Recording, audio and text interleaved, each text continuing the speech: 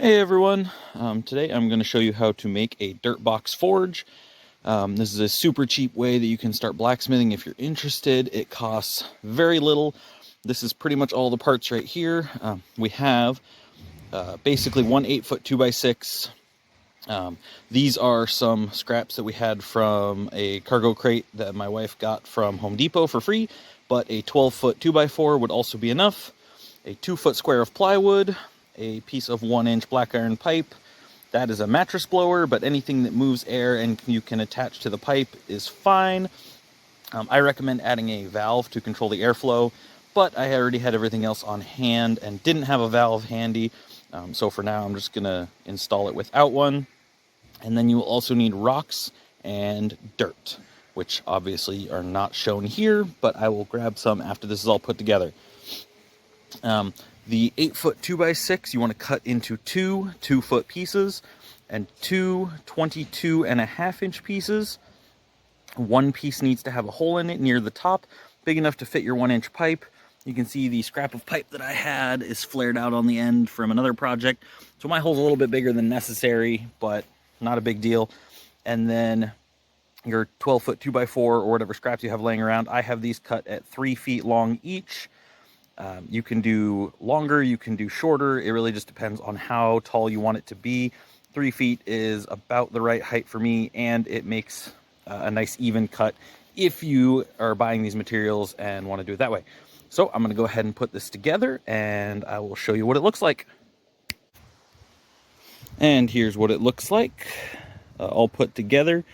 You can see, just butted them up. This is why you need two at 24 inches and two, it's actually 21 inches. I misspoke a little bit ago. I just screwed the legs on the outside. You can put them underneath if you want to make it look a little bit nicer, but I'm just going for quick and straightforward.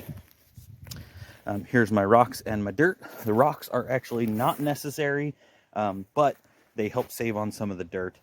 And since I'm shoveling up my dirt and I had these rocks in an old fire pit on the property, I'm going to go ahead and use them. They're really great for going around the outside edge. It just saves a bunch of dirt. So I'm going to go ahead and get this all put together, and I'll come back when it's done.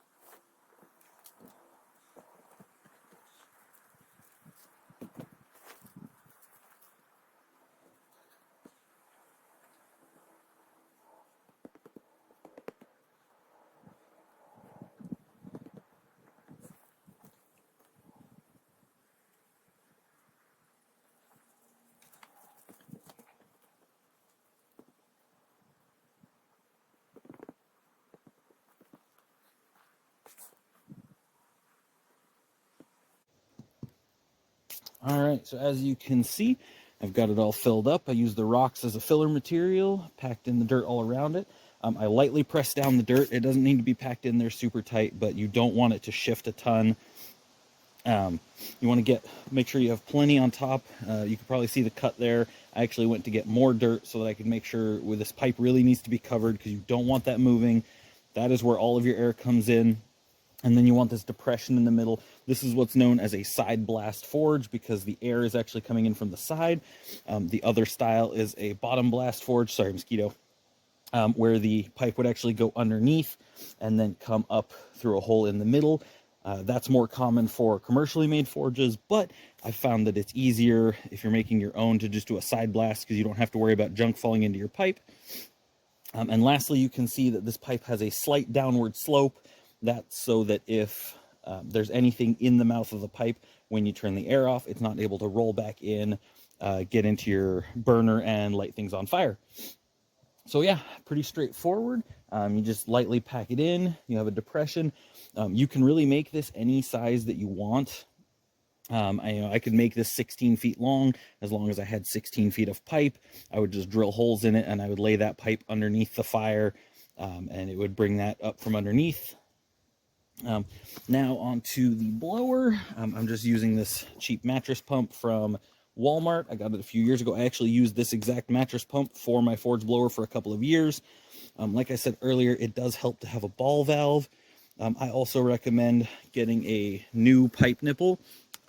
Let's move you over here a little bit. A new pipe nipple with threads. Use an adapter. I don't have one on hand. I don't know where the one that I used to use went, but funny enough, a 1/2 inch PVC pipe will fit inside of this 1 inch black iron pipe if you shove it a little bit. Lots of mosquitoes out tonight. The pipe is actually just attached to the mattress pump via one of the nozzles that came with it. I don't know if you can see it very well in there. It's just shoved into the nozzle, and then some Gorilla Tape to hold it on, and then it's pushed on like it normally would attach. So I'm going to go ahead and get this reattached, and then I will come back and we'll show the thing working. All right, so I got it all smoothed out. You can see I added a little bit more dirt here. That was just to keep the pipe from flipping up because of the weight of the blower. The blower is in over here. I've got a small pile of a little bit of birch bark and some splintered wood there, and I've got these sticks. We're going to go ahead and get a fire going. And then once I've got the fire going, behind here you can't see there's a bucket of charcoal. Super easy to make your own charcoal. This is made from burned pallets. You just burn them down partially, put the fire out, you've got charcoal. I actually prefer to use coal normally because it's heavier, it doesn't blow out as much, but I don't have any on hand at the moment, so I'm going to use charcoal. If you guys want, maybe in a future video, I will show you the process I used to make it. So let's go ahead and get this going.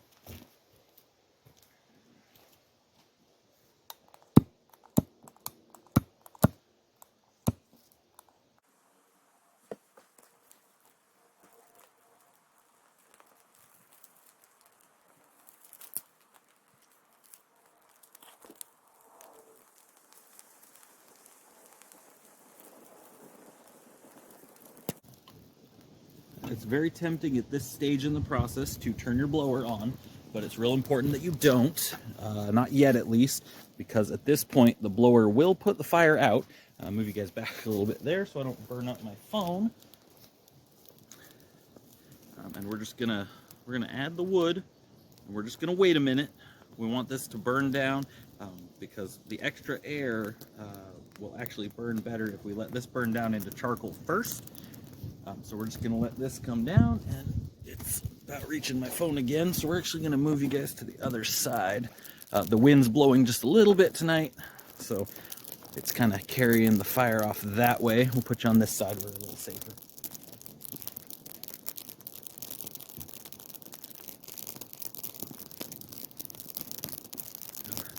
If you are going to make this project, one of the first things you're going to want to make is something like this. It's just a little coal rake. I made this out of some, I think it was 1/8 inch by 1 inch flat bar, and I just bent it over and forge this section down into a nice long handle. I can use this to reach in here and move the fire around. While we get this going, I'll go ahead and answer some pretty common questions that I hear when people are asking about this. One important thing is you never want to use any concrete when you're making this. Concrete contains a lot of water, and the water doesn't evaporate. Concrete doesn't dry out. That's a pretty common misconception. It actually cures. The water stays in there. So if you do this with concrete, once it gets hot, your concrete will actually explode. So it's very important you don't use any concrete. Rocks are fine, and dirt. Another thing is if you have access to dirt that's got a lot of clay in it, that's really great because the clay will harden into a fired ceramic, and will actually increase the durability of the forge as you use it. So that's two important things to keep in mind. It's not necessary to have the clay. You can just kind of touch it up as you know, if you accidentally, gouge into the dirt over there, just put it back in, tamp it down a little bit, good to go. The beauty of these style forges is they are super easy to repair should you cause any damage. So we got that burned down nicely. We're getting into some of the bigger sticks. I'm gonna add a little bit more on here. Got one little bit larger stick to burn here, so we want to make sure that this fire is going. You can't have just the little tiny twigs burning, or you'll put your fire out when you turn your air on. You really want to make sure you have a good fire going with some of the slightly larger sticks. If everything burning in there is at least 1/4 to 3/8 of an inch, you're probably good to go. I am going to start adding a little bit of charcoal.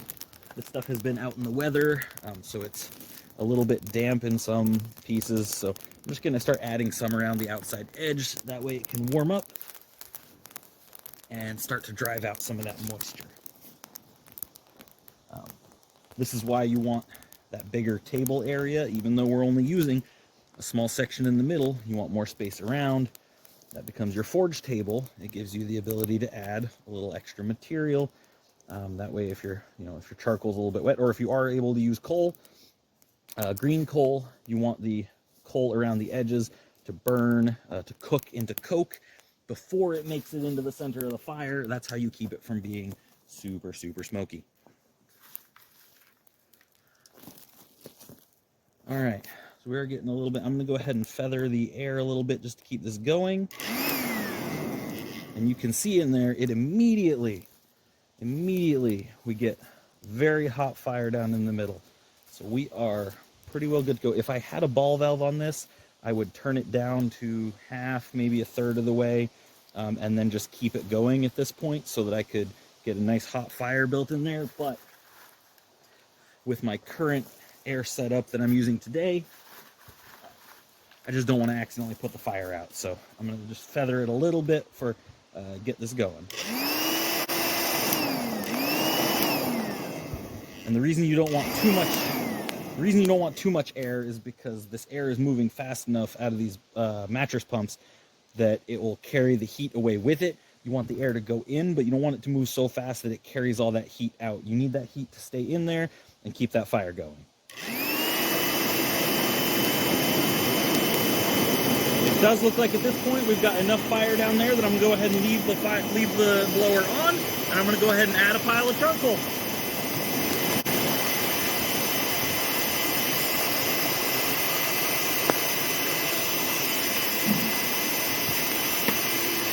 Now, this is a lot more charcoal than you would normally want to use if you were going to be forging. But since I'm still just trying to get that fire going, I want to add a bigger pile. There's some nails in here. I want to add a bigger pile so that it catches all the heat before the air can get out. You can see that the smoke's moving out kind of slow. That means that it's cooled down. So I'm capturing that heat in the charcoal as the air moves through, and I'm going to create a nice fireball in there. So we're just going to let this burn for a couple minutes, let it get nice and hot in there, and then I'll kind of pull the top layer off so I can show you what it looks like down inside.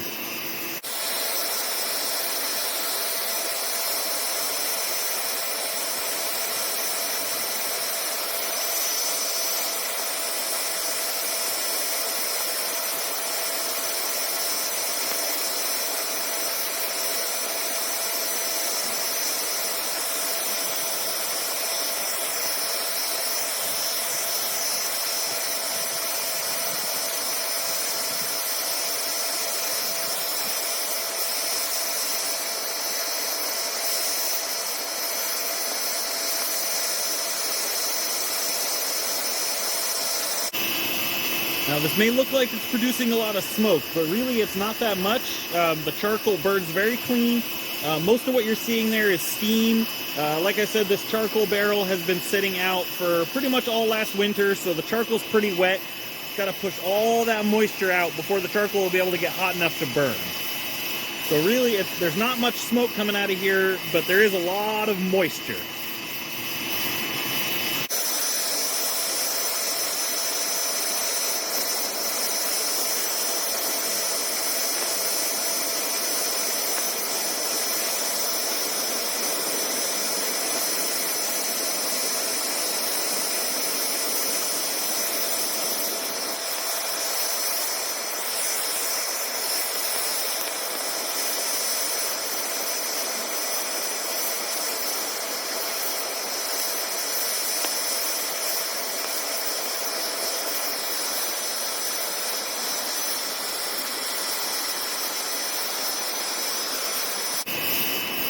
Alright, now I'm going to start pulling this back just a little bit so that we can reveal our fire down in the middle. I think this stick may have actually prevented the fire from... Yeah, see, that stick didn't actually burn that much. Wasn't down deep enough, so I'm going to set that off to the side. It'll get added to another fire later or to a charcoal pile. And if we open this up just a little bit, should be able to see heat down in there. Yep, there it's coming out. This will also, opening this up will also help with the smoke. You can see right there. Hope you guys can see that. Let's move you around so you can see a little bit better. There it is, right down there. That is our fire. And unfortunately this charcoal, because of the small pieces, is burning up a little bit fast. Normally you'd want this fire to grow to about the size of a softball, maybe a small melon. It will get there, but like I said, with the air being on so fast, it's carrying a lot of the heat away, and so it doesn't build that fire up quite as well. I would really recommend having a ball valve on there, but I just didn't have one on hand. But you can see it's starting to build up a little bit there. It's going to look a little bit like a lava pit. And it's just going to get a nice bright ball of fire. Once you get it going, it's relatively easy to maintain that fire once it's going. It's just a little tricky to get it started. So I'm going to set you down and we'll watch for a few more minutes as that fire grows.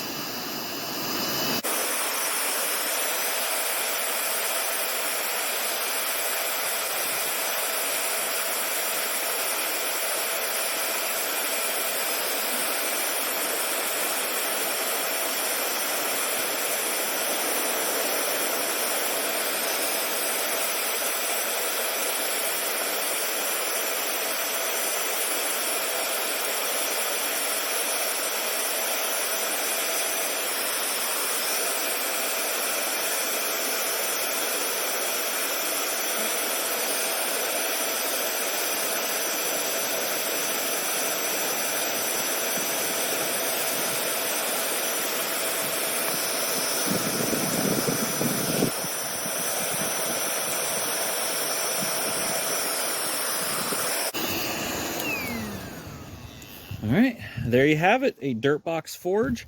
There is a lot of sparks coming out of this one. This charcoal is pretty light. This is mostly softwood because this charcoal was actually made for going in the garden.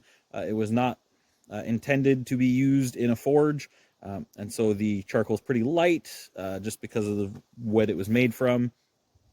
But it does still work. Yeah, that's really all it takes. One 8-foot 2x6, a 2-foot square of plywood, 4 legs, and a piece of pipe, and something to blow with, and you can be forging too. Have a great day.